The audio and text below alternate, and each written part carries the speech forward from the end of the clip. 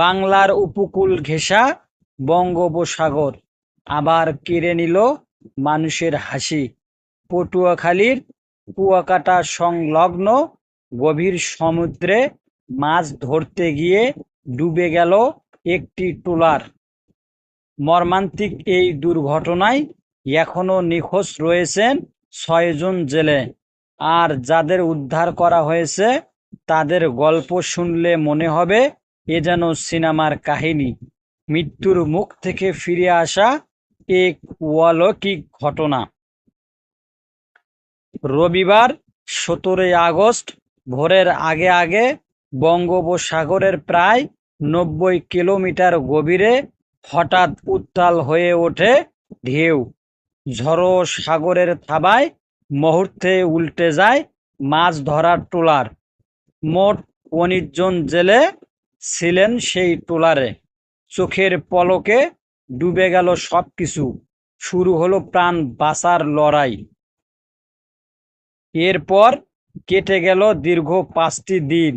সমুদ্রের মাঝে ভাসমান অবস্থায় থাকা জেলেরা আশ্রয় নিলেন খালি প্লাস্টিকের ড্রামে। খাবার নেই, পানি নেই, চারপাশে শুধু বিশাল সমুদ্র আর গর্জন করা ঢেউ। অবশেষে বুধবার দুপুরে বঙ্গোপসাগরের পাইপ বয়া সংলগ্ন এলাকা থেকে একটি ডিঙ্গি ট্রলার তাদের দেখতে পায়। উদ্ধার করে ১৪ জনকে। একই দিনে পায়রা বন্দরের ২০ কিলোমিটার গভীরে আরেকটি ট্রলার সাজেদা আরও একজন জেলেকে উদ্ধার করে। তবে দুঃখজনক হলেও সত্যি, এখনো ৬ জন জেলের খোঁজ মেলেনি। তারা হলেন আবু তাহের, কামাল, রিয়াজউদ্দিন, তমিজ, সোহাগ, শাহাবুদ্দিন। তাদের পরিবার এখনো প্রহর গুনছে প্রিয় মানুষগুলোর ফেরার আশায়।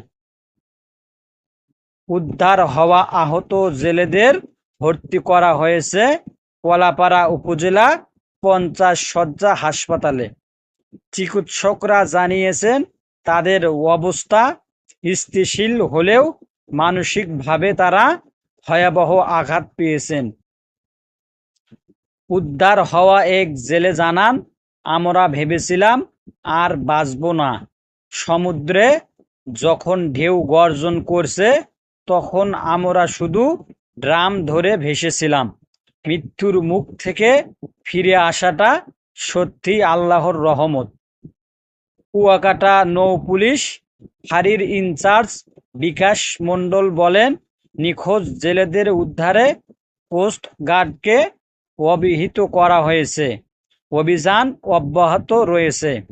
প্রতিদিন জীবনের ঝুঁকি নিয়ে এই জেলেরা সমুদ্রে পাড়ি জমান শুধু এক মুঠো ভাতের জন্য।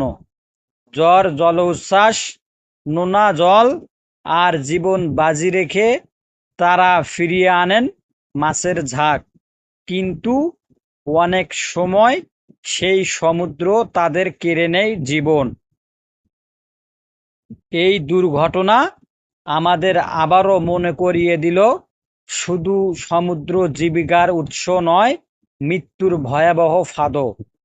নিখোঁজ জেলেদের পরিবার এখনো প্রিয়জনের ফিরে আসার আশায় পথ চেয়ে আছে। প্রার্থনা একটাই, যেন তারা জীবিত ফিরে আসে, আর না হলে অন্তত প্রিয়জনের লাশটা হাতে পায়।